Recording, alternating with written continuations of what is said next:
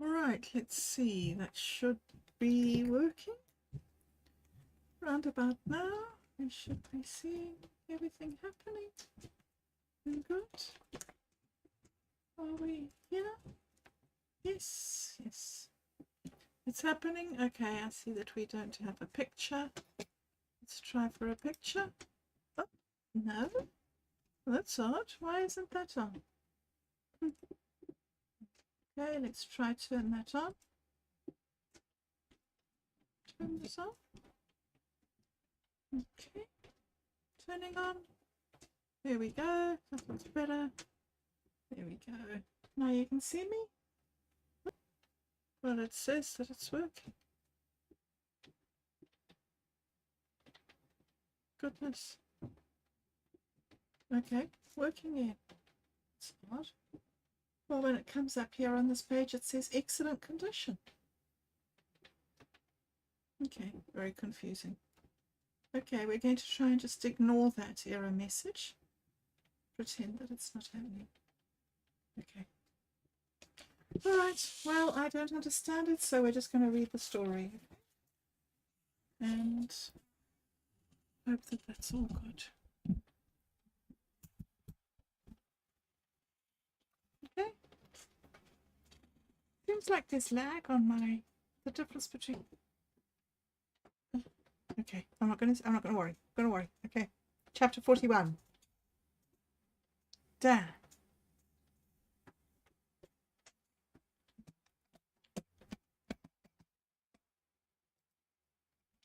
Dan. As Dan told Jack, his presence at the scene of Jack's rescue was a long story. Dan certainly did not expect to be embroiled in any adventure. For weeks he had been sitting on the fence as regards to the musical. Ages ago, Miss Summerfield had approached him. "I'm counting on you to take the singing role of Joseph in the musical," she said. "It's vital to the success to have a strong voice in this role. I know you can do it because of all those years you were in the choir." Dan had categorically refused. It just didn't fit in with his image of himself as a macho rugby-playing stud. "Well, will you at least agree to be the understudy to Ramon?" Elaine had asked. "I suppose so," he said reluctantly. Anything to get her off his back. Dan attended a few rehearsals, but his appearance grew fewer and fewer as he had no interest in singing in Joseph. He didn't even try to learn the words of the lyrics. "It's all going well," he justified his actions to himself. "And let's face it, when is an understudy ever needed?" He missed his friends, however, as they were all heavily engaged with the musical. "Squash tonight?" he asked Jack one afternoon. "Can't. I'm helping out at the rehearsal," Jack answered. Moodily, Dan paced the floor of the hall. The mathematics teacher, John Kenworthy, who was the musical director, studied his sulky face.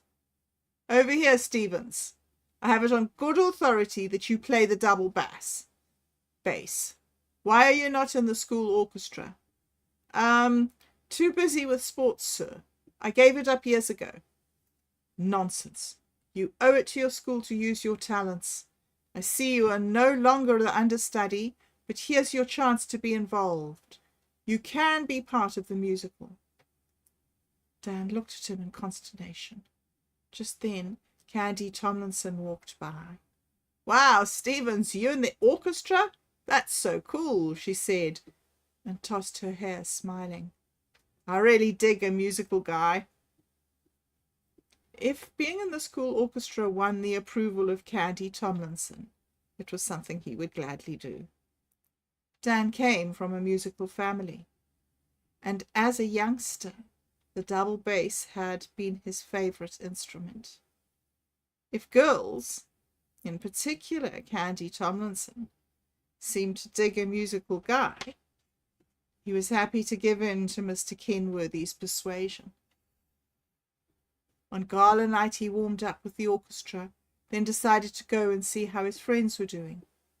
He went to the little office from which Jack organised the backstage operations, but there was no Jack and no sight of his right-hand man, Adam. He made his way down to the changing rooms, but no Kate. He did meet Mr. Porter, who was looking vaguely anxious. "Have you seen Ramon?" Mr. Porter asked him. And when Dan denied seeing the leading man, he walked off muttering. Dan followed him, thinking his missing friends might be having a last-minute meeting or dealing with an emergency of some sort. "I'd better tell Miss Summerfield I can't find him," Dan heard Mr. Porter mutter. "Now, where might she be?" Dan shadowed Mr. Porter down to the headmaster's house, where Mynheer de Villiers' cheese and wine party was in full swing. Mr. Porter bypassed the wide front door and walked around to the side, where the long east wall of the living room fronted onto a beautiful garden. Guests dotted the lawn in friendly groups. Dan stepped in behind Mr. Porter as he entered the room, full of laughing, chattering guests, and realized immediately that he was in the wrong place and this was strictly an adults-only affair. He slipped behind the curtain of the French door nearest to him to hide, and from this vantage point he peered out. As expected, there was no sign of Jack anywhere.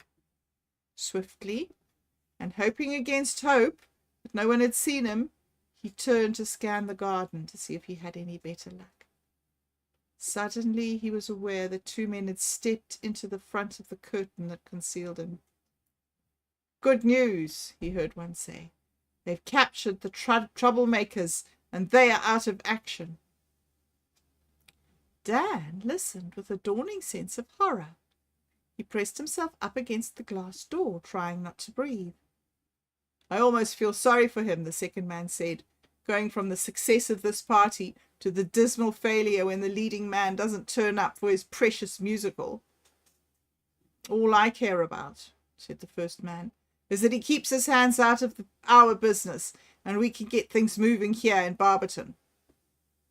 "Thanks to you, man. You came through for us at last. I must tell you, I was beginning to have my doubts." "Don't worry," the first man said. "A sleepy town of yokels is not really a threat to me. I've dealt with much worse, as you know."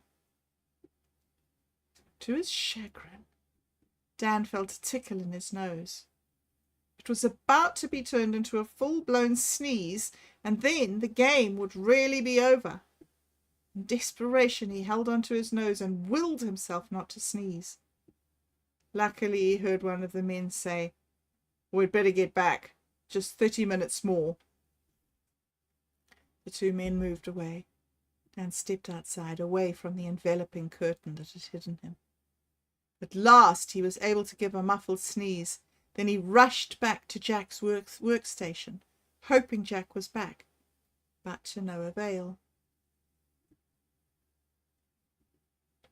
Dan was at a loss to know what to do. Obviously, the top priority was to let Mynheer de Villiers know that something evil was in the wind. Dan knew that he had overheard something momentous, but he couldn't quite wrap his head around it. He stood thinking what he should do. "Where's Jack?" thought Dan. "And Adam and Kate. I've got to do something, and fast. But what?" As he stood there indecisively, there was a tremendous clattering and stamping of feet. An innocent hurtled into the room, then stood gasping for air, sweat pouring off him. He tried to speak, but all he could manage was an anguished gasping on each indrawn breath as he continued to hyperventilate. "Relax, old fella." Dan poured a cracked mug full of water and handed it to the winded boy. Innocent made a huge effort to gain control of himself. "I just come from Argentina. Fanta started up the Go-Go Guard. Jack and some others are trapped at the pavilion. Get Mynheer de Villiers." Dan stood looking bemused, and Innocent yelled, "Go!" His shouted command galvanized Dan into action. He found Mynheer de Villiers already in the sports pavilion. Dan had missed the action. The ambulance was already there, loading Ramon into the back and taking him off for treatment. Jack, Kate, Adam, and Zachary were standing near him. "What's going on?" Dan asked. "No time to explain," Jack said. "We've got to get back to the play." "Right," Mr. Porter called. "Kate, come with me. Miss Summerfield is calling for you." "Hold on, Jack," Dan said. "I have to talk to you. I've got some important stuff to tell you." "Run with me then," Jack said, setting off. "It was that detective I heard," Dan said, after he recounted the conversation at Mynheer de Villiers' party. "You mean Detective Markham?" Jack asked. "Who was he talking to?" "It was the man we saw near the headmaster's house when they attacked the dogs." "Palmer Conway?" said Jack. "He seems to be behind all of this. My grandfather investigated him and tried to get some background on him for me, but he came up empty-handed. He told me to stay away from him because there's something fishy about him." "I'm sure there is," Dan said. "By the way, the Go-Go Guard is on the move. Innocents called Fenter and set Adam's famous telephone chain in motion. Then he ran to Emgindine and called the troops there." "Innocent did that?" Jack asked. And when Dan nodded, Jack whistled in admiration. By now they had reached the stage. There was a buzz of unrest coming from the audience. People were turning in their seats and trading opinions as to why the night's entertainment was delayed. The orchestra stuck up the opening number once again, to a concerted groan of disbelief from the watching crowd. "Dan, go back to the orchestra. I bet Mr. Kenworthy is wondering where you are." "I think you're right," Dan said, and disappeared. "Zachary, you go help Koos Venter deploy the Go-Go Guard. They should all stand around the hall." Zachary gave him an ironic two-finger salute and left. "Adam, we have to tell Mynheer de Villiers, but we must be discreet," Jack said. "If we go rushing up to him, we'll give the game away. I'm going to go and speak to my grandfather." Jack walked swiftly towards his grandfather, who was about to take his place in the front row. "Grandad," he hissed, "please tell Mynheer de Villiers to go to his office. I can't explain this. It's really urgent." Jack never knew how his grandfather managed to persuade the headmaster, but Mynheer de Villiers arrived at his office as requested. Jack blurted out his information and suspicions, and Adam added his support. The most surprising thing of all to the boys was that the headmaster took them seriously. He immediately called the chief of police in Nelspruit, who was interested to learn that both the men Mynheer de Villiers was accusing were present in the school hall of the Barberton Hoër School. "Keep them there, whatever you do," he said. "We will be with you in about 30 minutes. When he put the phone down, the headmaster said ruefully, "Well, I don't know how I'm going to keep them in the hall if they decide to leave." "Have no fear," Jack said. "The prefects have your back." The three of them hurried back to the hall. Mynheer de Villiers took his place in the front row as the orchestra was about to launch into the opening overture. Chapter 42. The Play's the Thing. Backstage was chaos. Panic was in the air. "Where's Dan?" Elaine's voice was bordering on hysteria. Everything was going wrong. "Here he is. I found him with the orchestra," Mr. Porter said, half dragging Dan along by the arm. "I finally ran him to ground." "I'm supposed to be in the pit with the orchestra," Dan was muttering, trying to pull away from Mr. Porter. "Dan," Elaine almost sobbed, "where have you been? You have to sing Joseph. Ramon is in hospital." Dan looked at her in horror. "I told you I can't sing. I've never sung any of the songs and I don't know the words. I know you said I was the understudy, but I thought that was a joke. I dropped out ages ago. Mr. Kenworthy knew. That's when he got me to join the orchestra. I can't do it," he told her straight out. Elaine wrung her hands. "Whatever are we going to do?" she wailed. Everyone started talking at once, all offering solutions or berating the actors. The noise reached a crescendo, and Elaine held up her hands for silence. But before she could say anything, Timothy intervened. "Please let me sing, Joseph," he begged. "I know all the words, and I've been to every rehearsal. I know I can do it." The noise cut off instantly, and they all stared at Timothy. With a sinking heart, Elaine realized she had no option. Her whole body felt like lead, and her heart was a stone in her chest. Waves of despair washed over her. When she spoke, her voice seemed to come from the other end of a long, dark tunnel. "I think you'll have to," she said reluctantly, convinced now that the musical was going to be a disaster. "The alternative is to send everyone home. You'll have to get a costume. Oh, I see you're ready." Timothy's smile reached from ear to ear.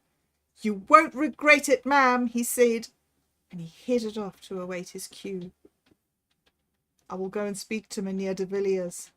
Kate, get ready for the opening. Go now, all of you, back to where you're supposed to be." Kate was shaking. Now that the harrowing ordeal was over and she had had time to relax, she felt as if she was falling to pieces.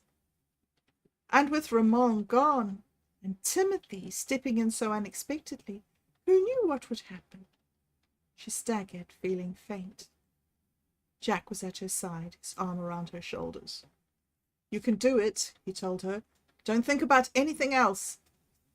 They realized that the show was about to go on when the orchestra launched into the overture for the final time amid muted groans and giggles from the long-suffering audience. Kate took up her position at the back of the hall, ready to make her appearance in her green outfit with the silver braiding.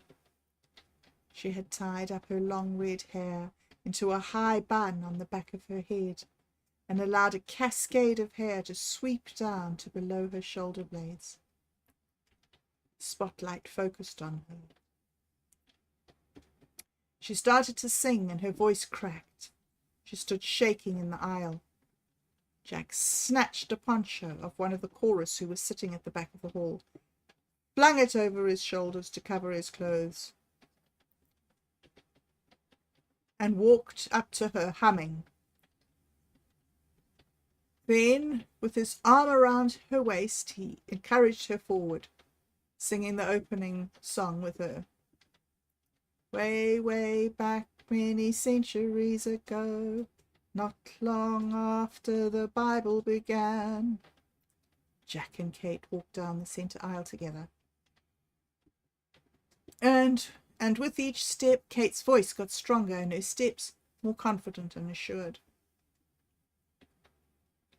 Most people did not recognize that Kate had fluffed the opening as she came sailing down the hall from the back.